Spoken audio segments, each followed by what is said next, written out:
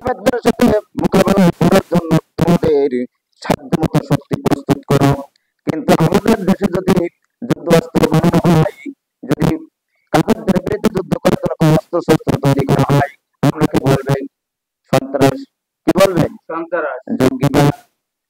কিন্তু আল্লাহ পাক বললেন সরকারি পর্যায়ে তোমাদের কি করতে হবে? অস্ত্র-শস্ত্র নিয়ে প্রস্তুত থাকতে হবে। কাফেরদের সাথে, মুনাফিকদের সাথে মোকাবেলা করার জন্য অস্ত্র ছাড়া কখনো যুদ্ধ করা যায়? আগে ছিল তীর ধনুক, এখন কি তীর